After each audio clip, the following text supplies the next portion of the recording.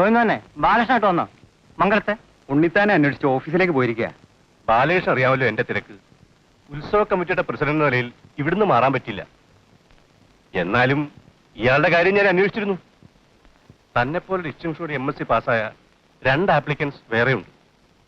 ഇക്കാലത്ത് ഒരു college lecture post കൊടുക്കേണ്ട തുകയെപ്പറ്റി അറിയാമല്ലോ. എന്നാലും ബാലകൃഷ്ണന്റെ കാര്യത്തിൽ സ്വന്തം സമുദായപ്പെട്ടയാൾ, നാട്ടുകാരൻ, എല്ലാറ്റിലുപരി ഈ കോളേജിന്റെ തന്നെ ഉദ്ഭവത്തിന് കാരണക്കാരനായ തമ്പി അദ്ദേഹത്തിന്റെ മകൻ. ഈ പരിഗണന വെച്ചുകൊണ്ട് കമ്മിറ്റി ഇളവ് വെച്ചിട്ടുണ്ട്. 50,000 രൂപ കൊടുത്താൽ തനിക്ക് ജോലി കിട്ടും. എന്താ? ഇത്രയും വലിയൊരു തുക? പണത്തിന്റെ കാര്യത്തിൽ ഞാനും തന്നെ അമ്മയും ഒരു തീരുമാനത്തെത്തിയിട്ടുണ്ട്. എന്താടോ? ബാലകൃഷ്ണന്റെ ആന ഇടഞ്ഞിരിക്കുന്നു, പെട്ടെന്ന് ചെല്ലാൻ.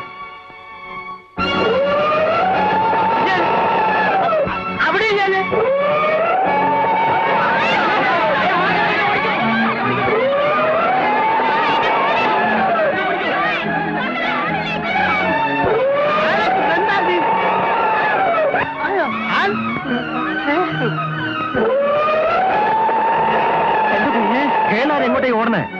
നാണുണ്ടോ നിങ്ങൾക്ക്? പാപ്പാണെന്ന് പറഞ്ഞ് കോലും പിടിച്ചെടുക്കാൻ. ഇതാ ഇരിക്കവിടെ. വിനയ, നീ എന്റെ അടി വാങ്ങിക്കും. ഇരിക്കേ.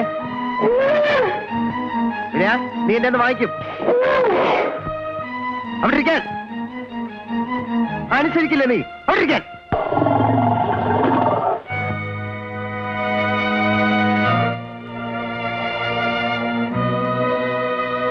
അവിടെ ഇരുന്നോണം.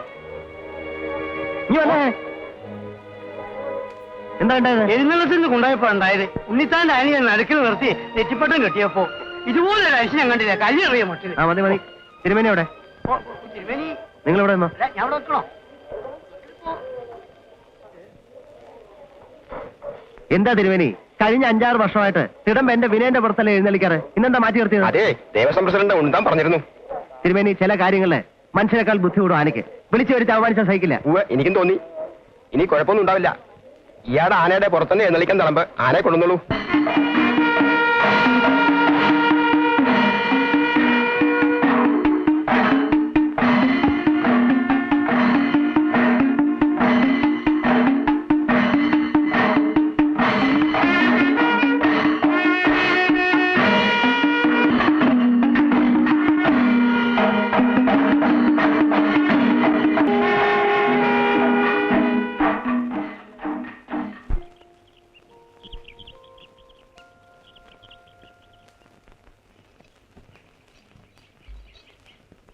വിനയനെ പൊയിലോട്ട് വയ്ക്കും.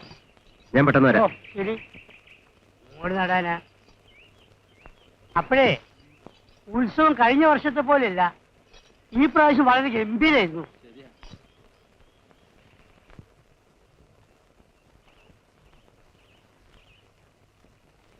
അമ്മേ,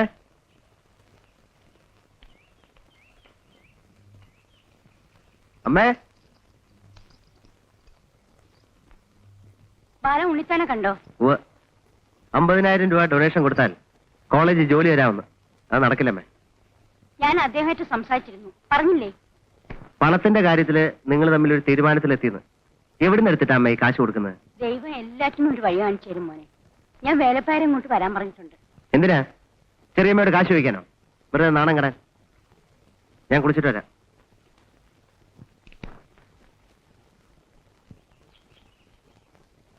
വേലപ്പാരെ ഒന്ന് കാണാൻ ഇപ്പൊ ആളെ അയക്കണമെന്നായി. കാര്യമില്ലാത്തടത്ത് കാര്യസ്ഥൻ വേണ്ടെന്നാവും അല്ലേ? അയ്യോ, അങ്ങനെയല്ലേ. എനിക്ക് ഭാർഗവി കൊച്ചമ്മയും വിശാല കൊച്ചമ്മയും ഇവിടുന്ന് എല്ലാം ഒരുപോലെയാ. നിങ്ങൾ ഒരുമിച്ച് ഇവിടെ താമസിക്കുമ്പോഴും ഞാനൊരു കക്ഷിഭേദവും കാണിച്ചില്ലല്ലോ. ഇപ്പൊ അവർക്ക് എന്നെ ആവശ്യമുള്ളത് കൊണ്ട് ഞാൻ അവരുടെ കൂടെ നിൽക്കുന്നു. ഇവിടുന്ന് വിളിച്ചപ്പോഴും ഞാൻ വന്നില്ലേ. ആ, ഇരിക്കൂ. എന്താണാവോ കാര്യം? ദേവസ്വംകാരുടെ കോളേജിൽ ബാലിനൊരു ജോലി കൊടുക്കാൻ സമ്മതിച്ചിട്ടുണ്ട്. ഈശ്വരോ രക്ഷ. പക്ഷേ വലിയ ഒരു തുകയാണ് ഡൊണേഷനായിട്ട് ചോദിക്കുന്നത്. പണത്തിന് പകരമായി നമ്മുടെ ആനയെ അവർക്ക് കൊടുക്കാമെന്ന് വെച്ചു. വേറെ വഴിയില്ല. മകൻ സമ്മതിച്ചോ വിനയനെ വിൽക്കാൻ? ബാലിനെ അറിയിച്ചിട്ടില്ല. അവന് നിശ്ചയമുണ്ടല്ലോ ഇവിടുത്തെ കാര്യങ്ങളൊക്കെ. ഉദ്യോഗം കിട്ടിയാൽ സമ്മതിച്ചോളൂ. ഇതിൽ ഞാൻ എന്താ വേണ്ടതാവൂ? ഉണ്ണിത്താനെ ഒന്ന് കാണണം. ആനയുടെ വില നിശ്ചയിക്കുമ്പോ അദ്ദേഹമായിട്ട് സംസാരിക്കാനും തർക്കിക്കാനും എന്നെ കൊണ്ടാവില്ല. വേലപ്പായര് എന്റെ കൂടെ ഒന്ന് വരണം. ഓ, ഇനിയിപ്പോ വിലയെക്കുറിച്ചൊന്നും നമ്മൾ തർക്കിക്കണ്ട. ഒരാൾക്കല്ലോ നിങ്ങൾ ആനയെ വിൽക്കുന്നത്, ദേവസ്ഥയിലേക്കല്ലേ? തുക അല്പം കുറഞ്ഞു പോയെങ്കിൽ അത് ദേവിക്ക് വഴിപാടായിട്ട് നൽകിയെന്ന് കരുതിയാ മതി. നിങ്ങൾക്ക് സമ്മതമാണെങ്കിൽ മകന്റെ കാര്യത്തിന് ഇന്ന് തന്നെ പ്രിൻസിപ്പലിനെ കണ്ട് അപ്പോയിന്റ്മെന്റ് ഓർഡർ വാങ്ങിക്കാം. എന്താ? അപ്പോ ബാക്കി പണം? ഇന്ന് ബാങ്ക് സമയം കഴിഞ്ഞു. നാളെയും മറ്റന്നാളും ഒഴിവ്. തിങ്കളാഴ്ച കാലത്ത് പണം ഞാൻ വീട്ടിലെത്തിക്കാം. പോരെ? മതി. വരുന്നു തോന്നുന്നു. ബാലിന് അത്താഴം എടുത്തു വെച്ചോളൂ. ശരി.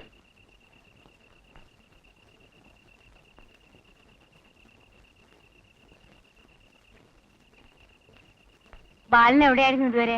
വായനശാലയിൽ.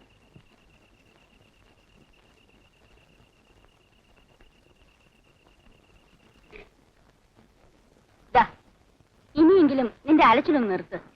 എന്താ ഇത്? അമ്മയുടെ പ്രാർത്ഥന ഫലിച്ചു മോനെ. തിങ്കളാഴ്ച മുതൽ നിനക്ക് കോളേജിൽ ജോലിക്ക് പോവാം. അപ്പോയിന്റ്മെന്റ് ആർഡറാ. ഇതെങ്ങനെ സാധിച്ചു? ഡൊണേഷൻ വേണമെന്ന് പറഞ്ഞതല്ലോ അവര്. എല്ലാം വിവരമായിട്ട് പറയാം. മൂഞ്ചിന്ന് വല്ലതും കഴിക്ക്.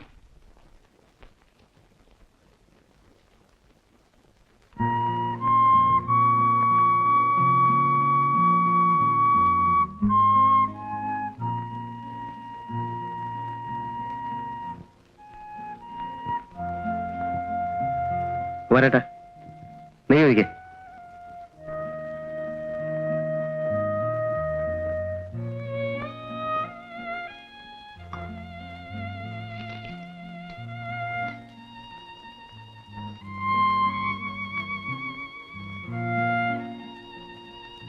ബാല, ആ ഉരുള കൊണ്ടുപോകണ്ട.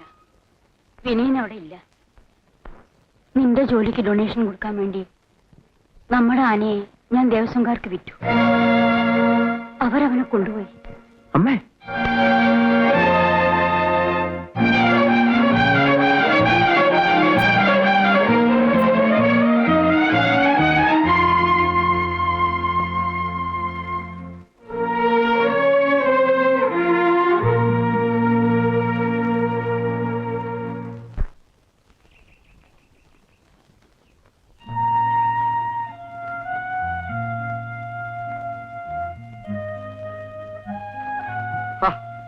ഇവിടെ വന്നിരിക്കുക മനുഷ്യനെ ചുറ്റിക്കാൻ. ഞാൻ എവിടെയൊക്കെ അന്വേഷിച്ചത് അറിയാമോ? ഇന്നലെ രാത്രി വീട്ടിൽ നിന്ന് ഇറങ്ങിയ ആളല്ലേ. അമ്മ അവിടെ കിടന്ന് അലമുറ ഇടുന്നു. എഴുന്നേറ്റ് വരൂ. വേലപ്പാരി പൊയ്ക്കോളൂ, എന്നെ ആരും വിളിക്കണ്ട. എന്താ ഇങ്ങനെ കൊച്ചു കുട്ടികളെ പോലെ? ആനയുടെ കാര്യം ആലോചിച്ചാണെങ്കിൽ അതൊരു ഭാഗ്യമായി എന്ന് കരുതിക്കൊള്ളൂ. അന്ന് ഭാഗം വെക്കുമ്പോഴേ ഞാൻ പറഞ്ഞത് അതിനെ തീറ്റിപ്പോറ്റാനാവില്ലെന്ന്. പുറം പണിയാണെങ്കിൽ ഇല്ല, പിന്നെ എവിടുന്ന ചെലവിന്? വേറെന്താ വരായിക? അന്ന് ഈ ആനയ്ക്ക് പകരം ആദായമുള്ള വല്ല വസ്തുക്കളും പിടിച്ചിരുന്നെങ്കിൽ അത് മതിയായിരുന്നു നിങ്ങൾക്ക് കഴിയാൻ. ചെറിയമ്മമാര് കഴിയുന്ന കണ്ടില്ലേ? നിങ്ങൾ ഈ പ്രസംഗം നിർത്തുവോ? ഒന്ന് സ്വൈര്യമായിരുന്നോട്ടെ. ഈ ശാഠ്യം കളഞ്ഞ് ബാല എന്റെ കൂടെ വരൂ. എഴുന്നേറ്റ്. കടന്നു പോകുന്നുണ്ടോ നിങ്ങള്? മനുഷ്യരെ ഭ്രാന്ത് പിടിപ്പിക്കാതെ. എനിക്കിതിൽ കാര്യലാഭമൊന്നുമില്ല, ഞാൻ പോയേക്കാം. എങ്ങനെ കഴിഞ്ഞൊരു സ്ത്രീയായിരുന്നു. അവരുടെ കണ്ണുനീര് കണ്ടാ ഞാൻ ഇറങ്ങി തിരിച്ചു. ഇനി എന്താ ആയിക്കോളൂ.